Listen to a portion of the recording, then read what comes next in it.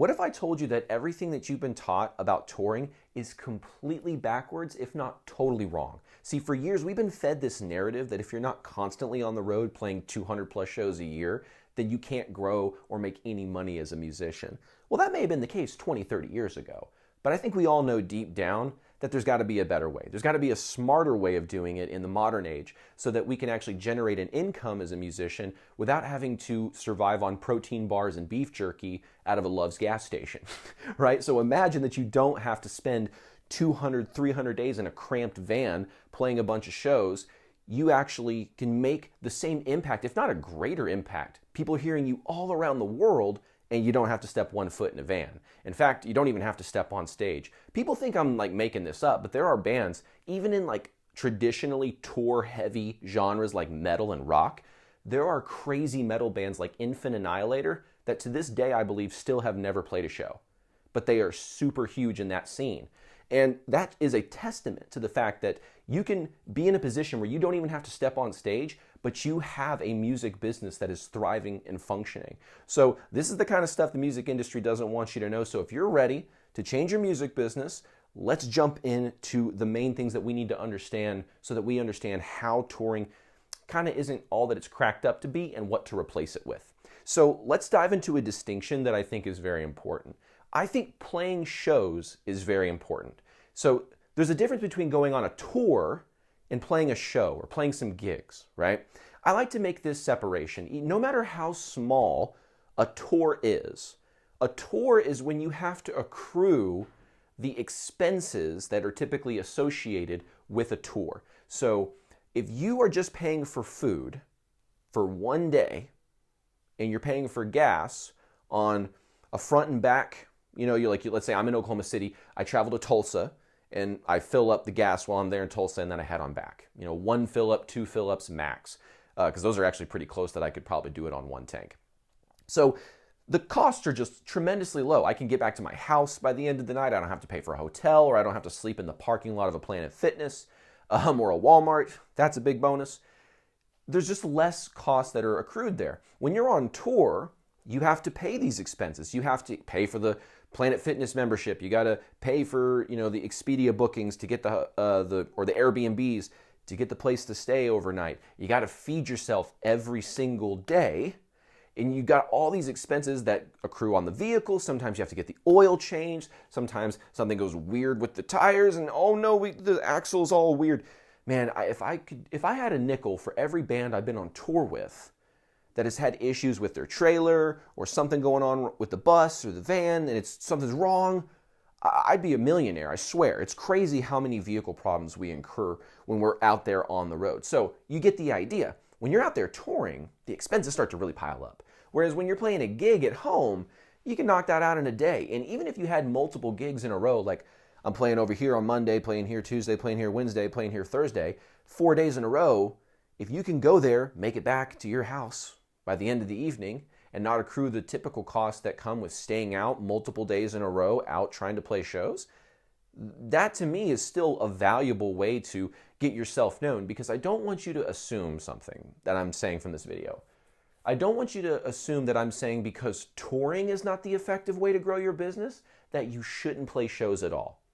Because playing shows helps you out in multiple different ways. It helps you out because, one, you're playing a show and you're learning how to perform in front of people. You're learning how to sell one-on-one at the merch table. There's lots of valuable skills to do that. So don't think that I'm saying, oh, playing shows isn't important. I don't ever have to worry about that. No. I do think it's a great way to network, make fans fast. Because before I start to totally crap on touring, I do want to give it the devil its due. You know what I'm saying? So I'll give it this. With shows, you can make a connection that is very powerful like that with a good show. And so playing shows is a great way to create really tight-knit, diehard fans. The downside is you can only create that conversion in someone if they're there. So if you play a gig and there's no one there, or you play a gig and there's 5 people there, well then your potential to convert people is limited to maximum 5.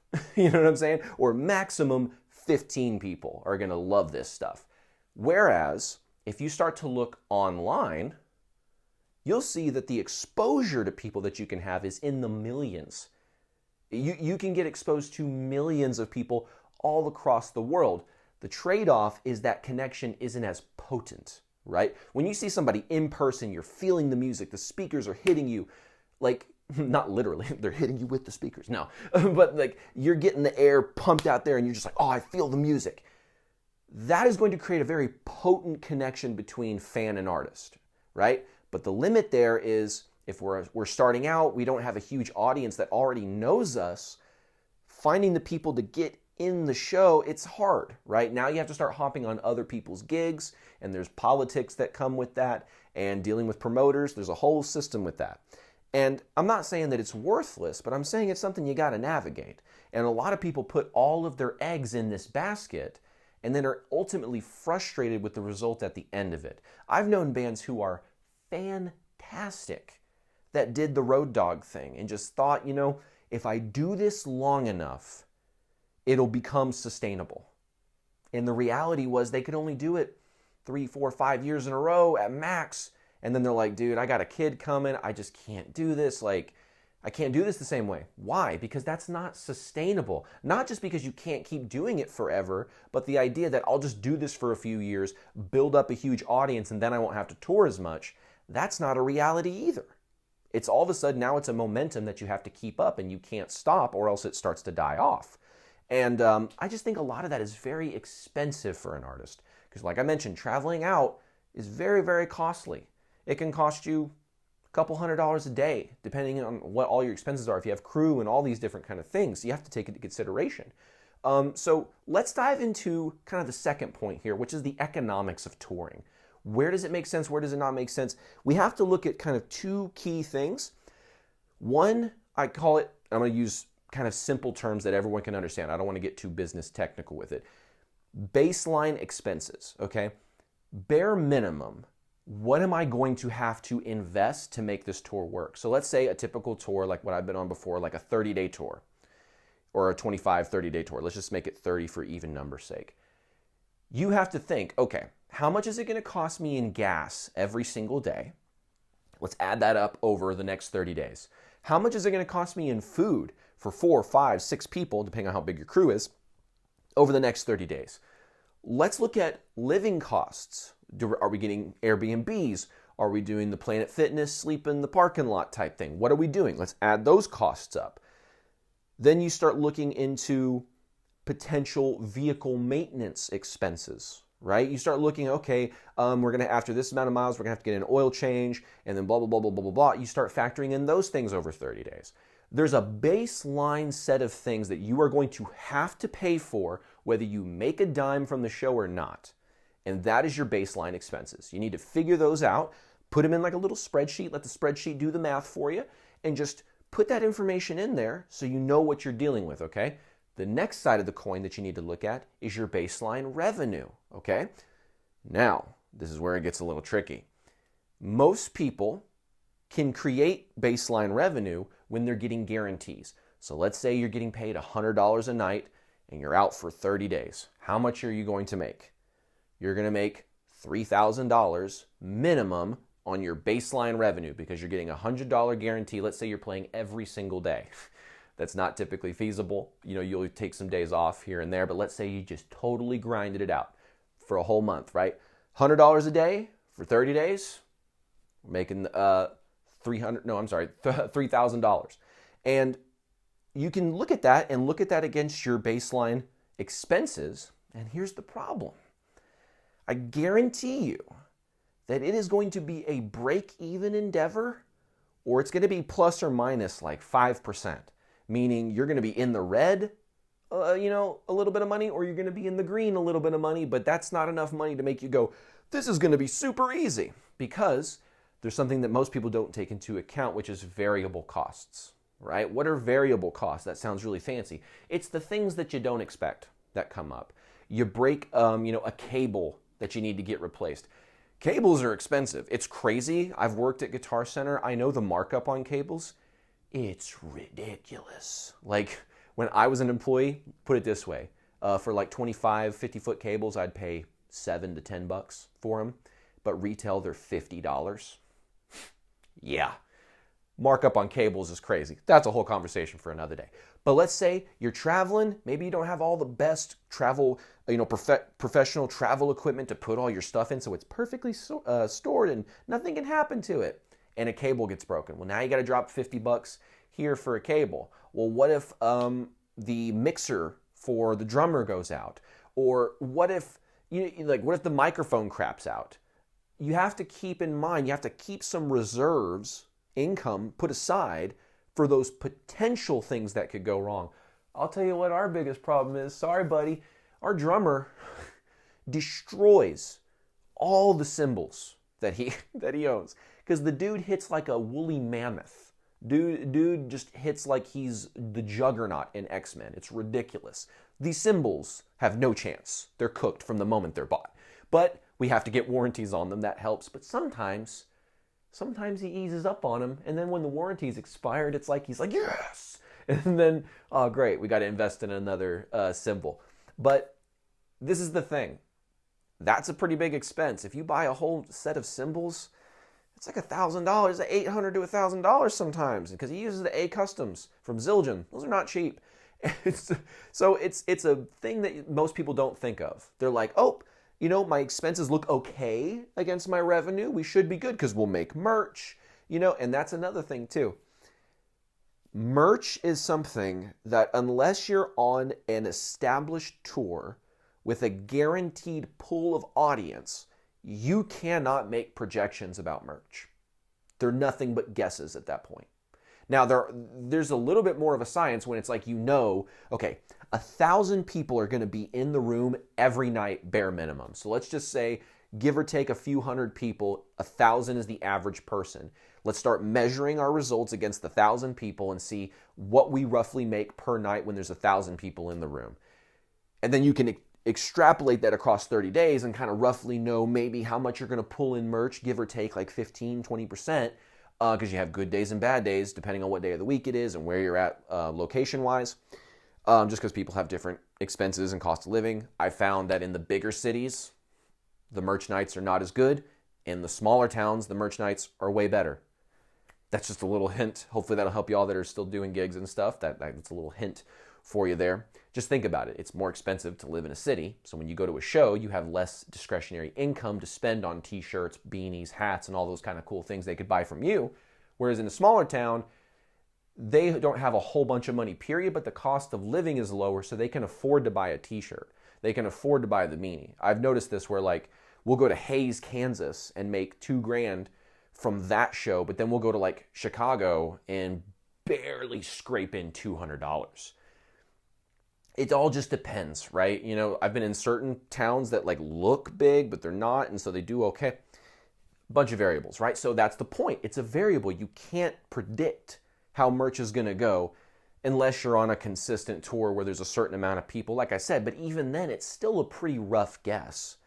With all that in mind, if you were to do that for your situation, I guarantee the reality is touring is not economically feasible for most artists. It's just not. You take all that stuff into consideration, you will find that you're at the break-even point, or even when you can put into the merch and all that kind of stuff, you may even still be losing money. And most artists just kind of have this defeated attitude, unfortunately, because they run into that and they're like, well, what am I supposed to do? What's the alternative to this? And so that's what I want to dive into now. What is the alternative to touring? How do we start generating money outside of going around and playing shows? So the first thing is first, I want you to view things completely, like I said, it's completely backwards. People said, you need to go out and tour so that you can build an audience. And what I would say is, turn that on its head. Focus on building an audience so that you can go tour and play shows, right? So you're doing it completely backwards. You want to look at, okay, I'm going to go on social media and I'm going to start creating content consistently. For some of y'all, that's 3 times a week. For some of y'all, that should be 5 times a week. It depends on how much time you have, generally speaking.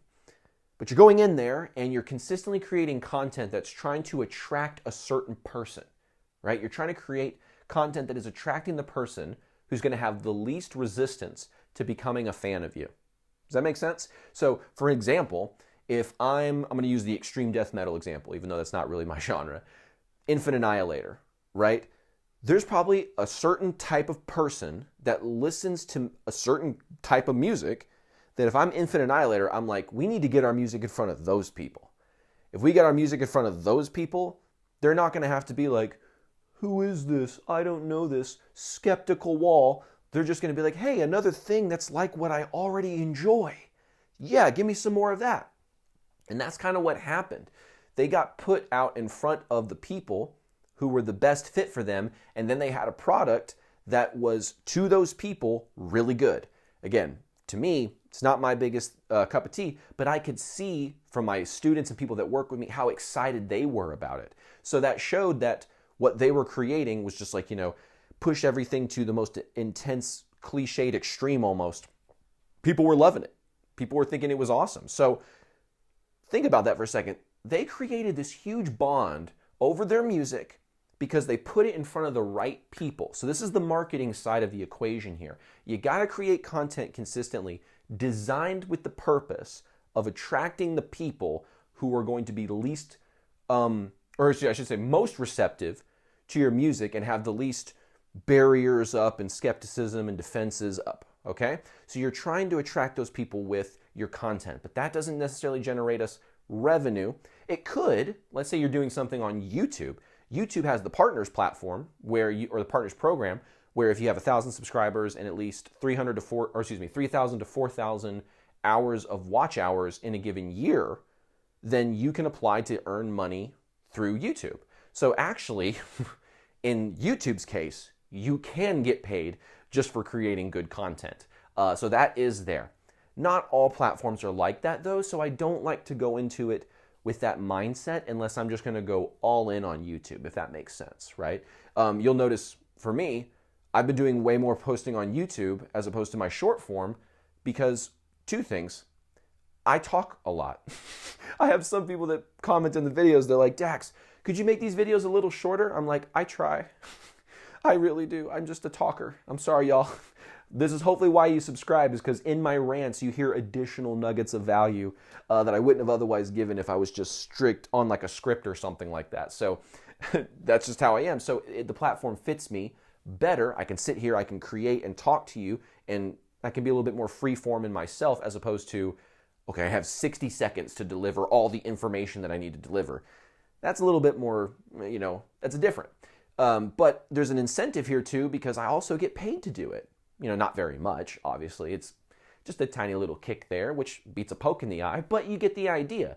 I'm like, okay, this content works with my style of creation and I can generate revenue from it. I'll just commit to it. Now, for some artists, that's not the case. So what do? You keep putting out content, not with the idea that you're going to generate revenue from it, right? The YouTube is sort of an outlier. But everything else you just put out there with the sense of trying to attract people. And in the content, you need to drive people inside of your email or text list, okay? Because this is a way that you can actually reach them directly. So when you go to post something on social media, we all know the algorithm limits us in different ways. But if you have an email list and you have 1,000 people on it, when you send out an email, it's going to all 1,000 of those people, unless they gave you a bunk email. But like if those are all good emails, it's going to all 1,000 of those. Where if you had 1,000 followers, you make a post, you'd be lucky if it went to 10 of them. So getting people from social media into a list, and what the technical term is, traffic that you own. Because the stuff that's on social media, we like to think, oh, it's my followers. That's sort of a misnomer. Yeah, they hit the follow button and they're your followers, but they're not yours. They're Mark Zuckerberg's, or they're Google's, or they're TikTok's, or they're Elon Musk's. They're not your followers. They're their followers. We're renting attention, basically, from the people that are on somebody else's platform. So at any given day, they could just look at your channel and say, shadow banned, demonetized, taken down. TikTok, I'd like to appeal. Don't care.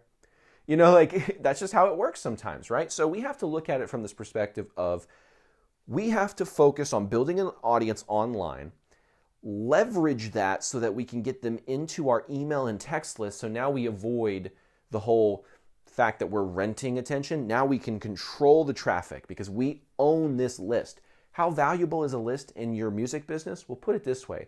If I'm not mistaken, it was eBay bought Skype years ago for $2 billion. Now you may ask yourself, Dax, why would eBay buy Skype? Those aren't even the same business. They could have just made a copycat messenger thing. Like, why did they buy Skype for $2 billion? They bought specifically that for their customer list. That's it.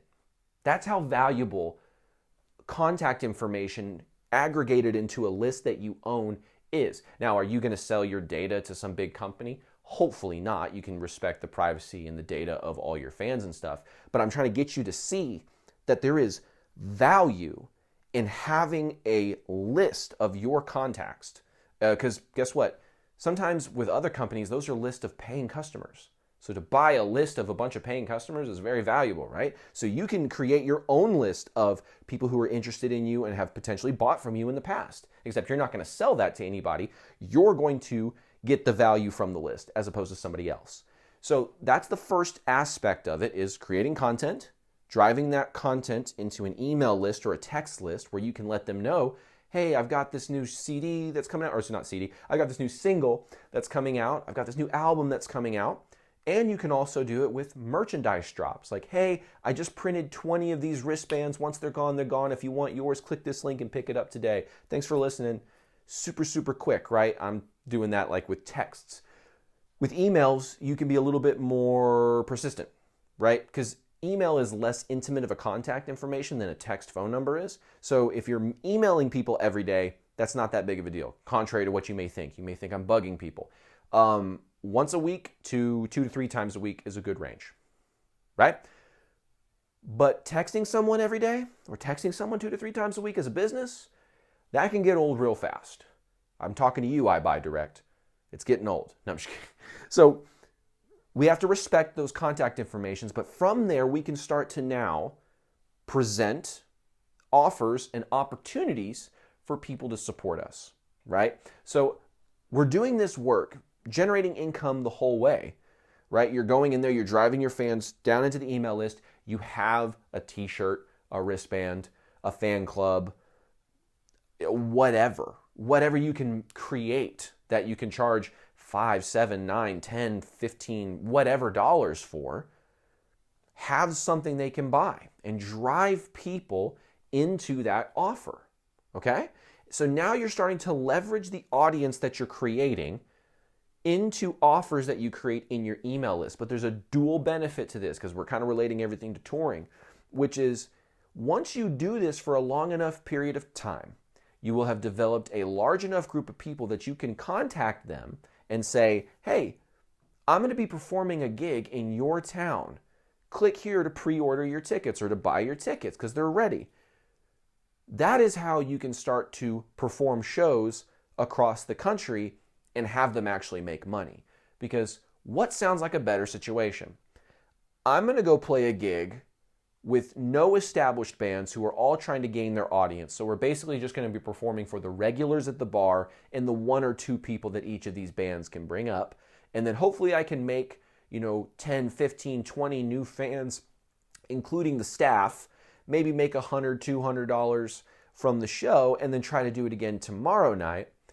Or you already have the built-in audience that will buy the tickets up.